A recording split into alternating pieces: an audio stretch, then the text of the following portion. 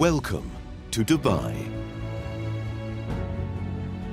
the international epicenter of global commerce, where innovation and business thrive against a vibrant backdrop, rich in culture and community. Cultivating international networks and shaping the future of worldwide trade and investment. Reinforcing Dubai's position at the heart of the global economy. Transforming the future of business together. Welcome to Experts Dubai, our weekly podcast where we talk with really outstanding and extraordinary personalities.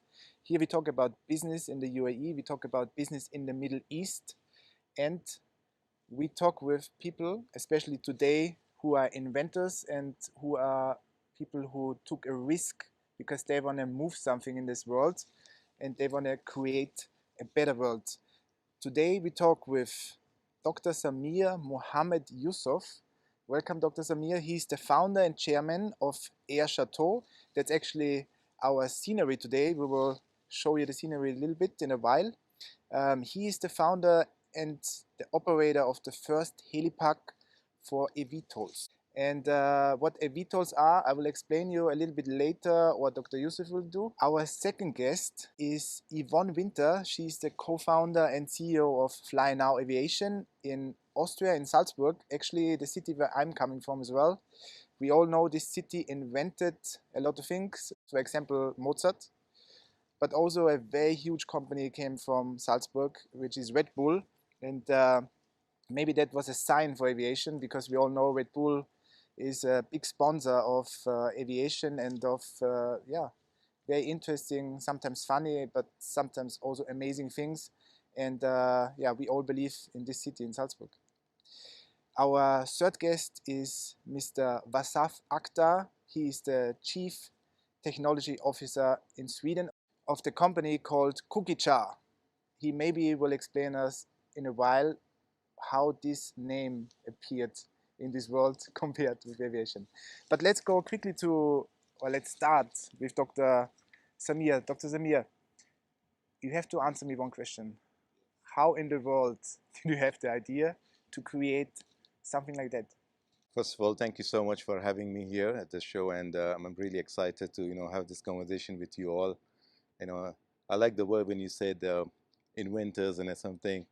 So that's something which you always been looking upon, and you never realized that you would be up there talking, being one of those. So thank you for, putting us in that category. Well, Dubai Helipark, it started 2 years back. That's the birth where we are seated now. So this is where it took off. It was purely on a vision that you wanted to create something to make some difference. It's not about just making noise, but to make a difference in the market out there. There was an opportunity, where you didn't want to think twice and just go for it and just go build your dreams. So that's how I first got my mindset, and I started thinking about developing this whole concept. It is larger than life. It is definitely a dream project. So it's not easy for, you can think of certain things, but then to get that into a reality, that's the big thing. So, but then I had to take a call. Either I just sit there and just keep thinking about doing something in life, or I take that full chance and go out there and develop something. And thank God, we just celebrated 2 years of anniversary. It's been a very good and interesting journey. I have a question about the future of such a project. I made some notes actually. It's like we have at the moment 23,500 aircraft all over the world. We have 1.47 billion cars all over the world, and we have 8.1 billion human beings. So 8.1 billion human beings for 23,500 aircraft. When we talk about aircraft in general, how do you see the growth of this business in the next 10 years or 15 years or 20 years? Well, for all good reason that this is a very business, we are in Dubai, so, obviously it is a land of opportunity. An opportunity I've seen here was the location by itself, where Dubai Helipark is. So we're currently located right next to one of the busiest private jet terminals. So that was like first thing which we kind of gave us a reason to actually focus on this particular business model. It is a new business. The helicopter business is been like we say, it's been an orphan. So people never gave that importance. You know, everyone thinking about the aircraft, like you're talking about, whether it's fixed wings. So we said this was an opportunity. Why not? When we are located right next, like 50 meters away, on the land side, right next to the busiest private jet terminal, which had about 15,500 landings, private jet alone. And these are the ultra high net worth individuals, the who's who of the world, who are landing here. And there's still the last mile connectivity. It takes forever, and that's the time where they get frustrated. So we said we would be that pioneers who will render the services for them, make their life easy, make them not just land in Dubai, but then give them that experience of reaching Dubai and be happy. So that was our first thing that we've looked at, that being a business of it. So you're talking about, you know, you have your numbers. We're talking about out of that 15,500, just a private jet landing here. So that's you know, if you have to target like even 5-10% of that usage by those clients, that's a lot of, you know, flights. So we are talking a lot of, and then of course we have other opportunities where we're looking at doing, you know, where we're looking at scenic, like for the touristic flight, there are a lot of aerial filmings and other opportunities that is there. So if you look at everything, so it does make it does make a business sense for us to actually, you know, be in this business, in this particular vertical. Okay, but as we know, Dubai is not like a normal city. A heli park, most of the people will say, okay, helicopters. Okay, we all know helicopters. But I guess that the vision of Air Chateau is probably much, much bigger than helicopters only. Correct? Oh yes, I mean definitely. I mean, it's like first thing what we did was to differentiate and to define the difference between the heliport and a helipark. So what we built now, and as a phase one, within 100 days, record breaking. So that's a heliport, a full-fledged commercially licensed operating heliport. So people thought helipad and heliport is the same. So they would have a H, it is called heliport. So helipad is different and the heliport is different. So that was what we, first thing what we looked at, you know, making people understand and creating a difference. Our vision, of course, it does not stop here. We say it starts from here. So we focused on building the infrastructure so that, you know, we wanted to create an ecosystem that's built around the helicopter business and, of course, the future vertiports. So everything to do with the helicopter as of today, such thing does not exist in one specific area. It is scattered. And so we thought it's important to bring all of them to one ecosystem in one infrastructure and put like the MRO facilities, to have our own terminals, to have fueling on the land side, to have the maintenance for the helicopters, and having a private hangars, and having parking, private parking for the people who will buy helicopters.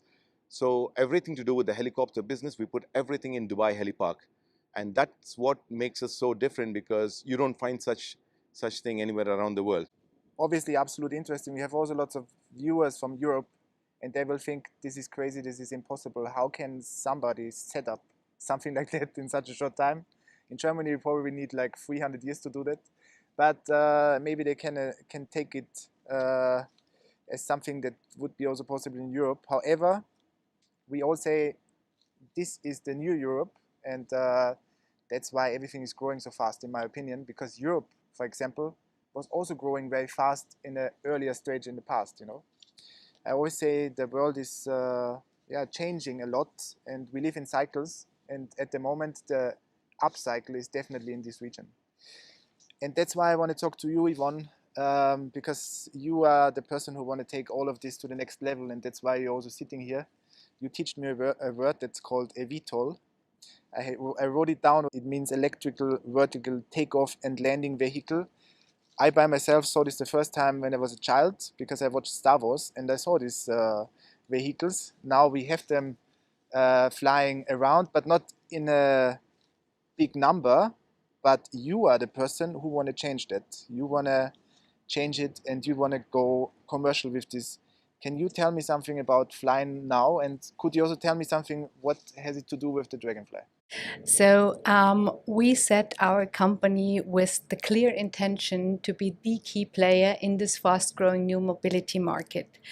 And we want to achieve that by applying automotive processes and therefore reach the scale of economy, bring the costs down, because we believe that you can only introduce a new means of transport if it is available and affordable for the broad public. And if you look back 100 years, when the car came up, like Mercedes-Benz, Horch, they did excellent cars, but they were way too expensive. And when Ford with the Model T came, or then later Volkswagen with the Beetle, the Käfer, what we all love and grew up with, then the car became popular. And I think it's the same momentum we can use now to introduce this new means of transport. And therefore, we are focusing not only on one derivative, but we are focusing on a modular family consisting of a cargo, a single-seater, and a twin-seater. And our configuration is a lot different. You mentioned the Dragonfly. It looks more like a small electric helicopter.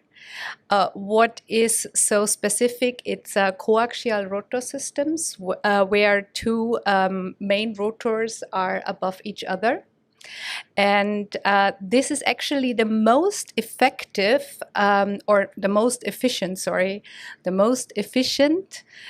configuration that's out there. And the best proof point is Ingenuity, the Mars helicopter. And it was operating by hundreds of the dense of the Earth. So I think this is the best proof point. Okay.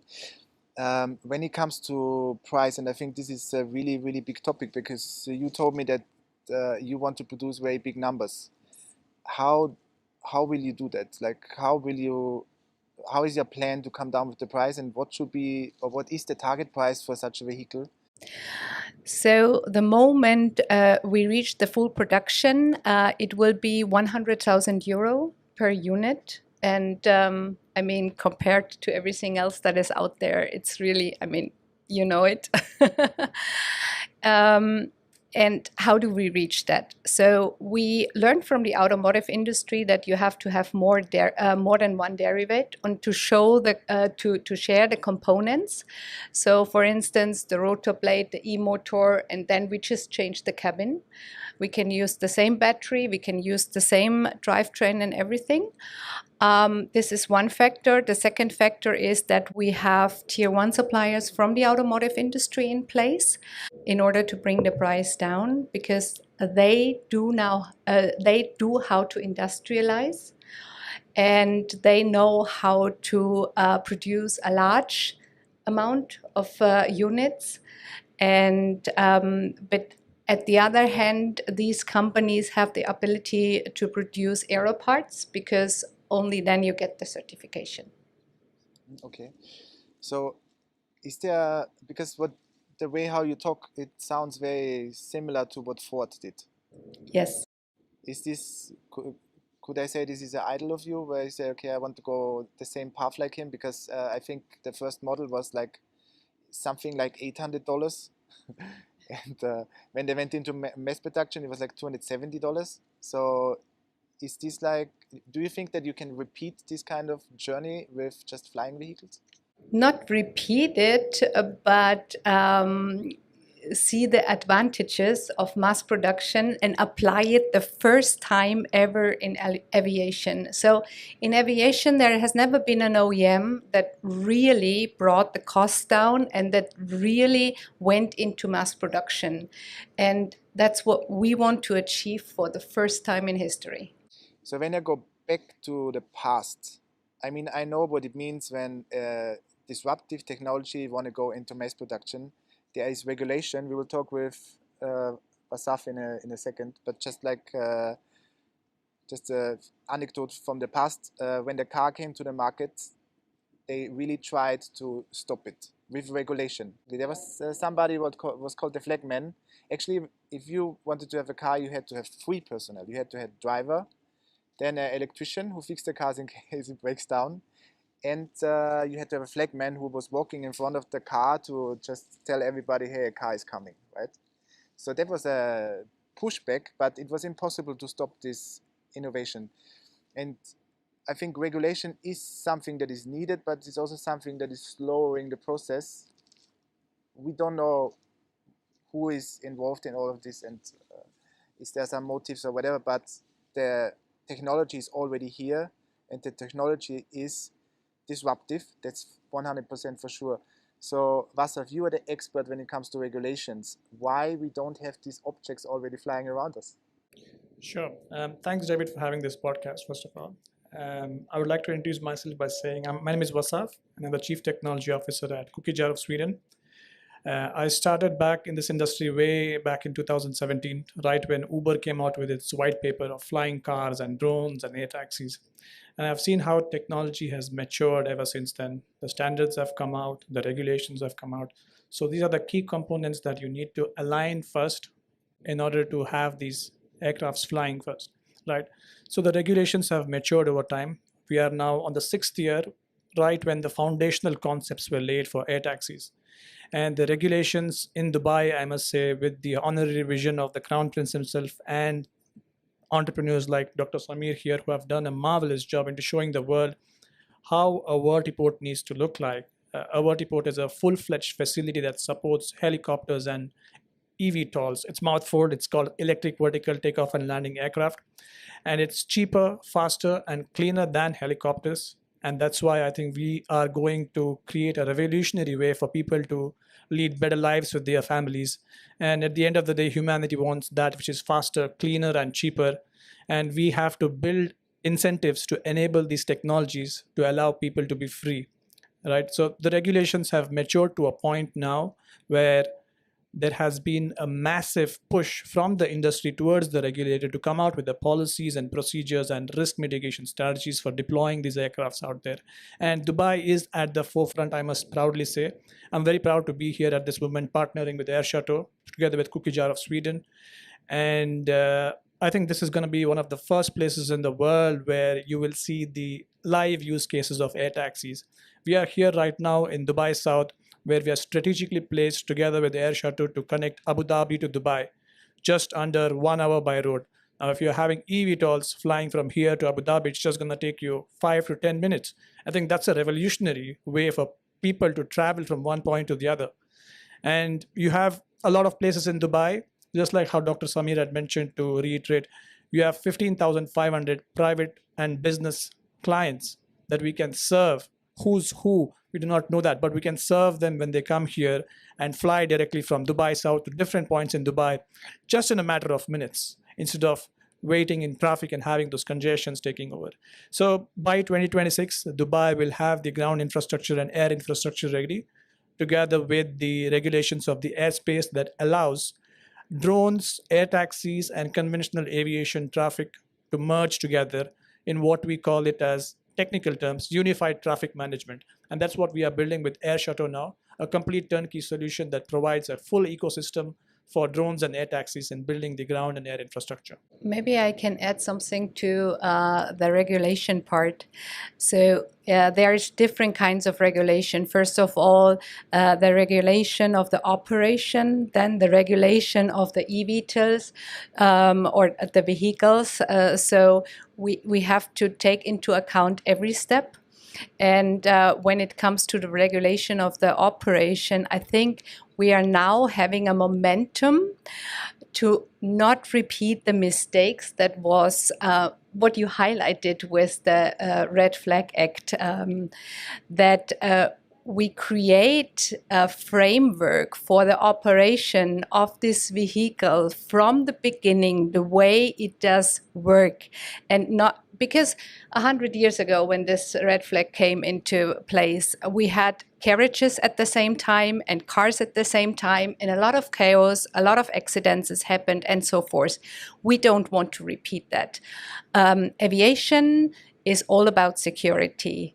And therefore, it's very vital to join forces with the government, with the regulation bodies, and to really come up with a solution that is safe, that serves the people on ground and as well the people that are using these devices.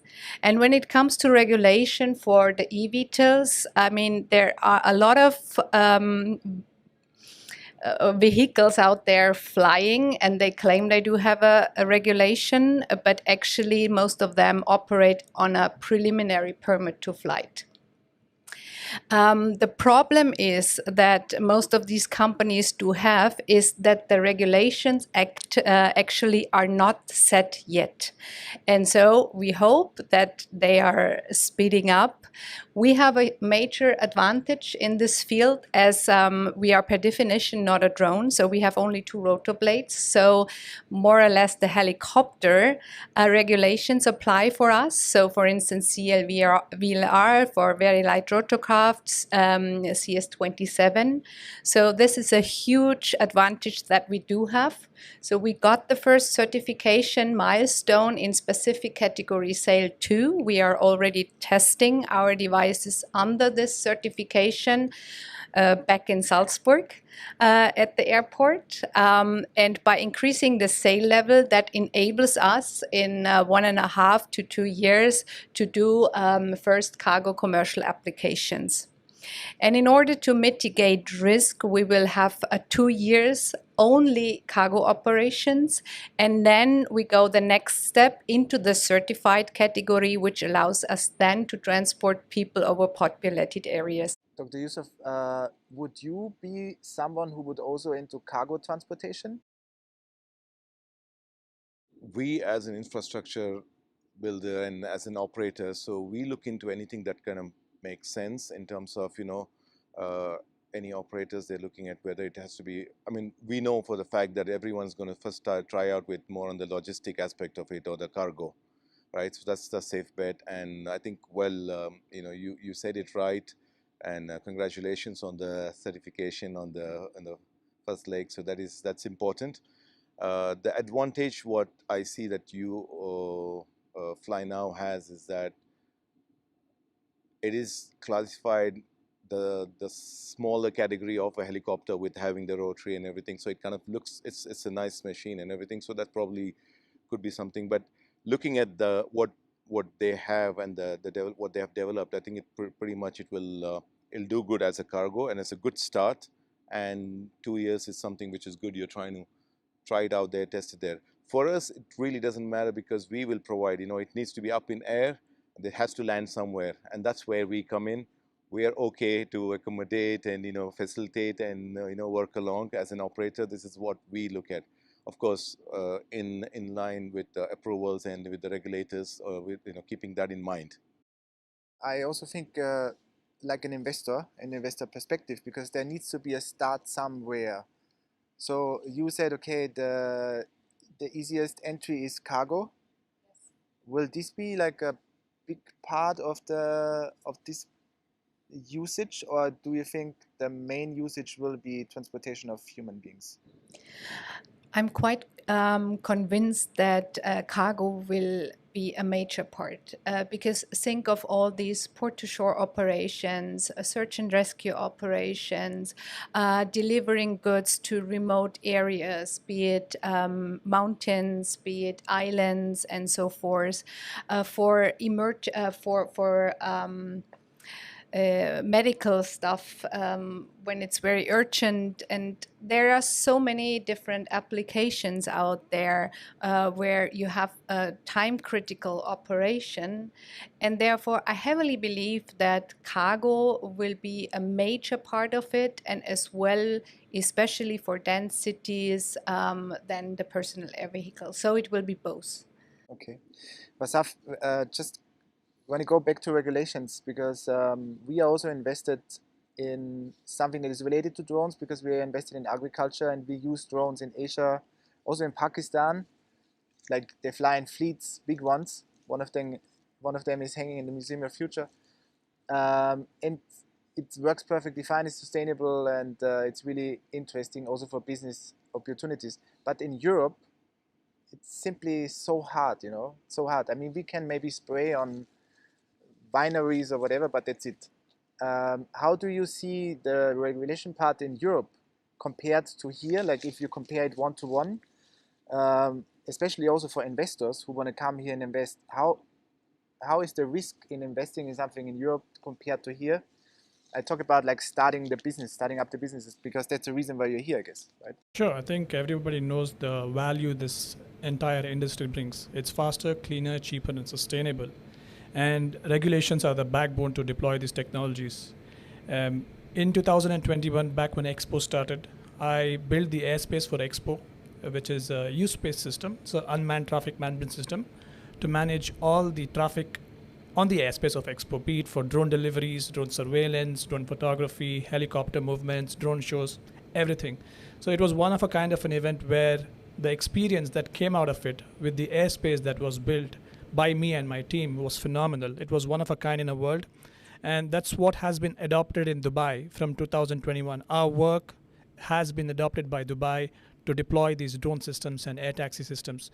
It allowed them to simulate how these technologies interact in an environment like Expo, and they want to adapt it to different parts of Dubai now. And that's what we are seeing right now in Dubai under the visionary leadership of Crown Prince, which is a pet project of his to deploy these advanced air mobility technologies. The regulations are quite far matured here in Dubai, I must say. And regarding deploying these air taxi systems, they can fly under the existing VFR corridors that helicopter use today. Again, it's VFR, it's very mouthful, but VFR means visual flight rules. So that is what I think would be a starting point for us to develop use cases. At the end of the day, the number one thing that we are looking at is what value are we bringing to people? Is it faster? Is it cheaper? Is it convenient for them to fly? Yes. We know the value now. Now, how is Dubai adapting to that? I must say, when it comes to a stage, if you have to give a scale of 1 to 5, Dubai is 4 out of 5 right now. And what we are seeing right now in Dubai is the regulators are quite laid back. It takes them a long time for them to come to a stage where they allow for the regulations to mature. They want to see other countries do it. In fact, they come out with these policies and procedures and regulations. They are the mastermind behind it, but they do not want to practically take it forward. And that is where I believe leadership is quite important. And in Dubai, we have His Highness the Crown Prince visionary leadership to deploy these technologies. We are using EASA-based regulations to fit into our equation of deploying these technologies, whereas EASA is just waiting for countries like Dubai to first deploy these technologies. And that's where Europe and Middle East right now is at the moment, I must say. UAE in general is using the EASA framework, the European framework, and practically doing it. But Europe comes out with its regulation, but not necessarily starts to engage these practicalities of these technologies. And I would be quite assured to say that by 2026, we will have 4 to 5 use cases of drones, as well as air taxis. Right now, where we are sitting, it's a world-class facility. We are speaking to some top-class manufacturers and OEMs of these aircrafts and also drones. And we have identified the use cases where we need to deploy these systems from this point of Dubai to somewhere else in Dubai. And we would see good use cases popping out by 2026. And if you give me a differentiating factor between Europe and Dubai, I think it has to be the leadership. The leadership has to be quite strong. And Dubai is a perfect launch market for any companies to come and scale their ecosystem and business. I think that's the big advantage of something that is very close to a kingdom, where you have one leader for a very long period of time. And this leader is really focusing on building up his country for his people. In democracies, it's complicated, because every couple of years you have new leaders. And of course, I mean, if I get a job in a company and I know after 4 years I will be replaced, I will try to get most out of the company, but I will not try to build the company up. You know, it's very logical and psychologically completely understandable. And that's what I think is a big advantage of these regions, because they have leaders who believe in the country Yeah, absolutely. I mean, the reason why we are so dedicated to this region, to UAE, and as well to the kingdom, is that we see that the transformation is happening right now here, that the drive is happening here, that emerging technologies, the chance for them are here. Europe, yeah, we talked a lot about it, so. Absolutely. I mean, you rightly said is that today, if something is announced here, you get to see that immediately. So it's not like, without, naming anything, but then it's not like, you have to wait for next 15, 20 years and it's still not completed and where your probably children or grandchildren get to see. But Dubai is something, where you get to witness that. If something is announced, it's happening for sure. I mean, that's the advantage of and the beauty of United Arab Emirates and being in this part of the world. That and the best example I always look and I always remind myself and in anything that I wanted to do in life is that to what His Highness Sheikh Mohammed bin Rashid, the ruler of Dubai, is done to for us to enjoy the benefits. I mean, who would have ever thought of this place, which was a desert, because and to what it is today? I mean, there's always that pause because you start going back and thinking, is it real? And it's the reality, and that's the leadership, and that's the best example of leadership. I don't think so anyone I can relate to but His Highness himself. That's what, when you ask me how did I come, that's what accelerated me, that's what gave me the hope, that what made me go out there and to build something and make it happen. When I had this piece of land, when I had to build this one, I said to myself, when Sheikh Mohammed could take a risk of developing this country, such a big piece of this is just one, why would I not take that risk in making, trying something on this piece of land, So I think that's an inspiring leadership example that one should take. If they ever feel that they want to do something, they need to look upon what His Highness has done and what he's created. And honoring the performance. And this is what is lacking in Europe. And this is the problem that Europe right now has. And here, the strive is honored. The strive for excellency, for really being good, for working hard, for running, for standing what you do. And I think this is the heart of transformation. This is, this is the power that's here. I mean, you can't, undoubtedly, you can't compromise on the quality, and that's what, if you have to look at it as an example, like the kingdom or the rulership. This is like the baby. Anything that can benefit and that can do good to the baby, you're most welcome. You are allowed to, right? And it's the same thing. I think personally, that one as an entrepreneur, I always take that to myself is that anything that can be good. I mean, you don't want to compromise on the quality. You don't want to. If it's like your baby, so you want to make sure that you want to always take care of it. You want to do the best. You want to give the best, and that's very, very important. And like as you rightly said, yes, the quality. And especially we are in the service industry, and we have to be very more careful. We have to make sure that it's an experience that they will carry and they will, speak to many other people. So that's where we are very, very careful about. And I think this is exactly the kind of ecosystem that attracts investors, because investors always take a risk. It's always like that, right? But there's always a risk-reward calculation. So and calculated risks. Exactly. So if I can see the past of the UAE or the past of Saudi, for example, I can do my calculations. I can say, okay, 10 years ago they said this, and now it's here. 20 years ago they had these plans, and wow, it's here.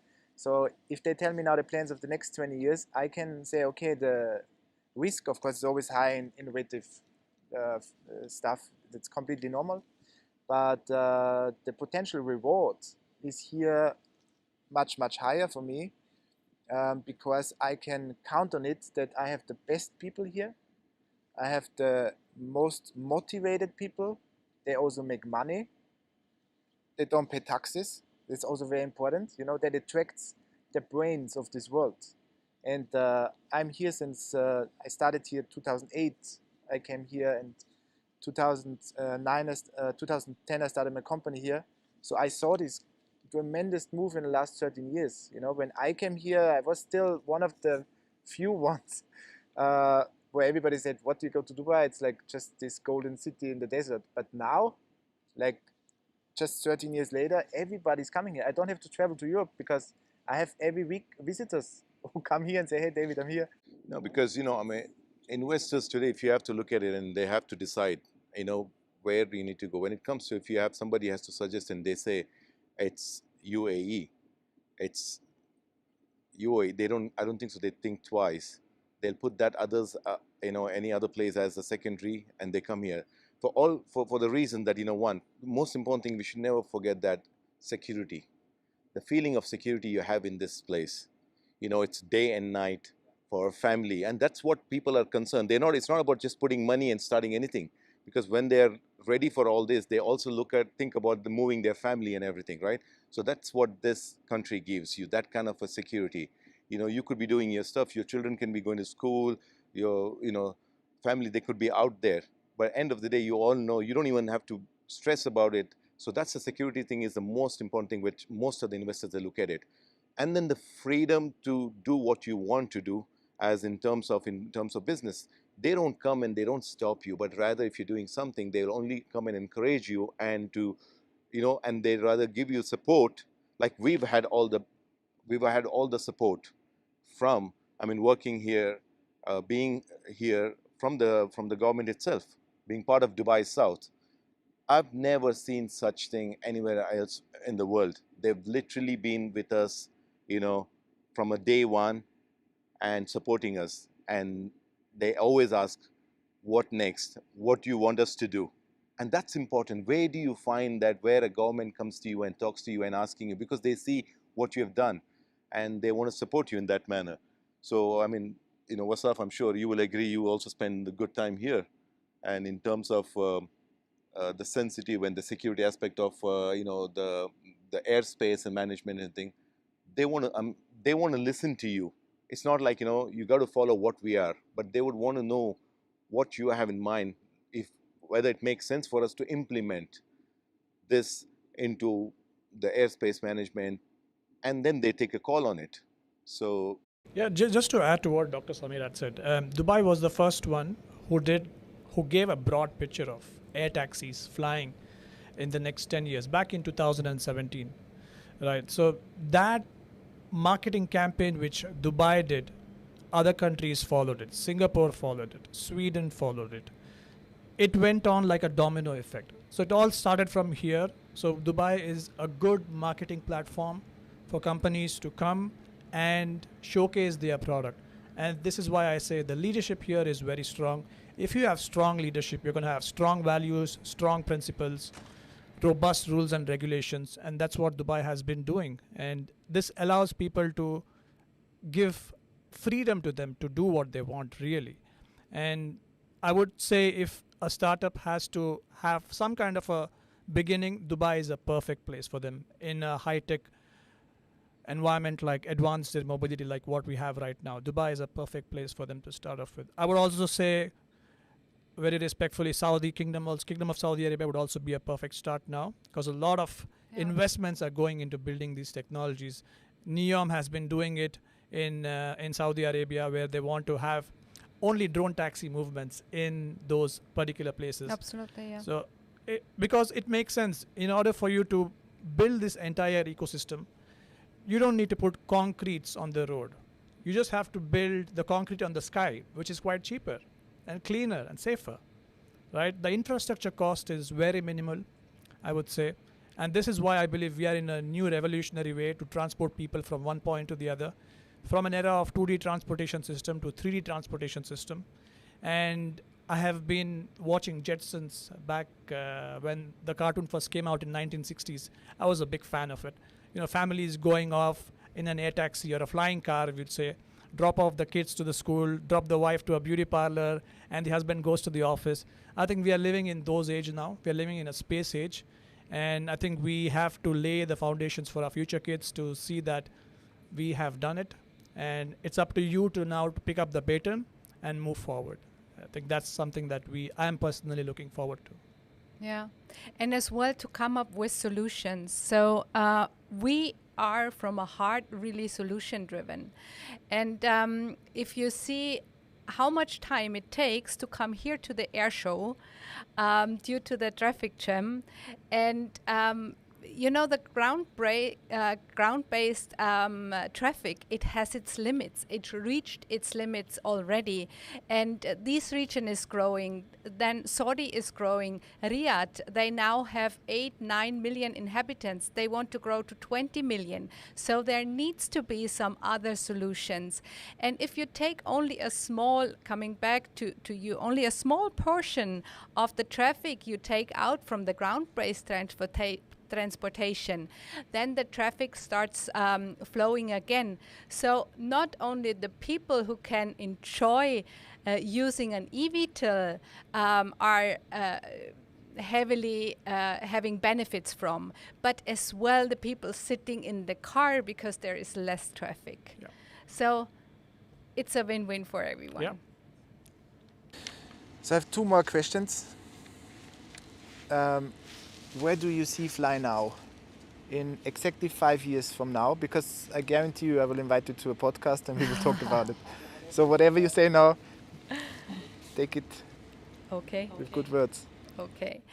So in 28 months from now, we will have the start of series production of the cargo version. So in 5 years from now, this will be the moment when we start as well with the production of the personal air vehicle. So I think at that time we reach the full capacity of our production. We will observe a lot of eVTOLs flying. We will have the first track records and a full ecosystem built, and it's all about partnerships. We are now implementing a new kind of mobility, and therefore it takes partnerships. It takes a lot of people who believe in this, who work on that. It's not only about our vehicles, it's not only about the infrastructure, it's about air traffic management, it's about the regulations, it's about the booking system, all of that. So everything needs to come together and to create this momentum and to work together. And it's not about that it's only our eVTOL. It's about really, I mean, it's not only one car producer, it's many car producers.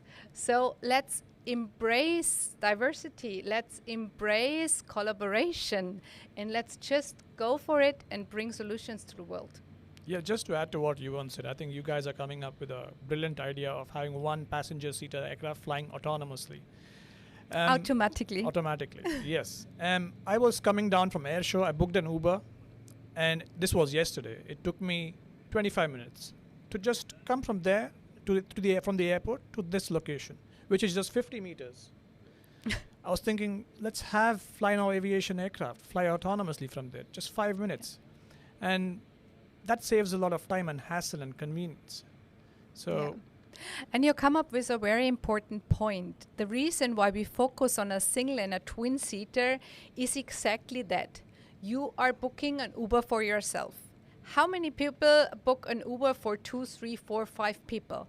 It's all about individual mobility, and we want to bring a solution for individual mobility. So it doesn't make sense to have a 6, 7, whatever seater, because that's usually not what you don't want to wait for 3 other guys till you can go to a specific place. And that's why we came up with a single and a twin-seater, actually. Yeah. You know, all I can say and add to what you both are talking about with an example that you had to wait for so long and what you have for the future plan and everything, I can say as Air Chateau, we are future ready now. So you guys have that. You're welcome. We can start now. So we are future ready now. Brilliant. We are here for a seamless connectivity. That's who Air Chateau is all about. And of course, with our partners like Cookie Jar, who are going to make sure that, out there, the airspace management, everything is, under control. So we are ready. Before we finish up this podcast, I forgot to mention one. I didn't forget it. I didn't say it. I think the main thing why we do all of this is that we subconsciously understand that we have only limited time on this planet. Because in the past you had to take a horse and you was riding days to go to another city. Then the car came, it took hours. Now it will take minutes. We will become faster and faster with transportation, more safe because our life is important. And we want to save time. I think that's like the main cause, because an average lifetime is, depending on which continent you live, but between 69 and 85 approximately. I mean, we live here much longer in Dubai because we don't pay taxes, so we live until 120 minimum. But I think that's like the main cause, and I think subconsciously everybody understands that, So when you have something that's faster, you save time, you save money, and it's safe, and it's also fun. That's also part of it, of course. Flying is nice. By the way, all these flies here, that's not flies, they are like mini drones. Mini drones, yeah, exactly. Yeah. And I think David, this will that is actually very important what you said. It is fun. And it changes your perspective. When you see from above, then you get a different view of not only what you see, but as well of your own life. So to enhance creativity for the people, to enable everyone to fly, especially in this height of 150 meters where you can see everything, but you are out of the crowd and out of what is happening down there.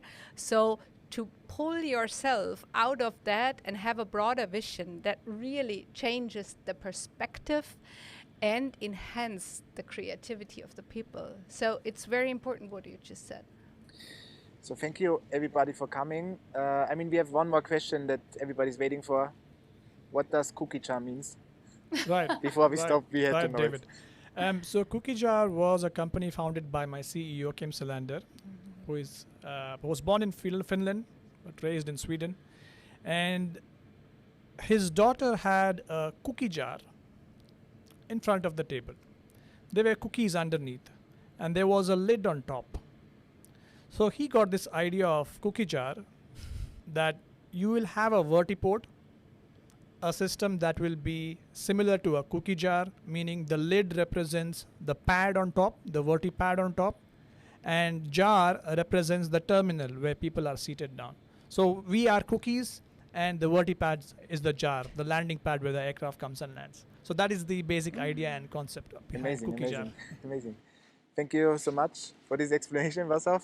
Thank you so much, Dr. Samir and Yvonne. Thank you so much for coming. And I can already see, I mean, it's so interesting to have podcasts in Dubai because you can feel the energy, Right. and especially when these innovative people come together, you can feel it all over your body.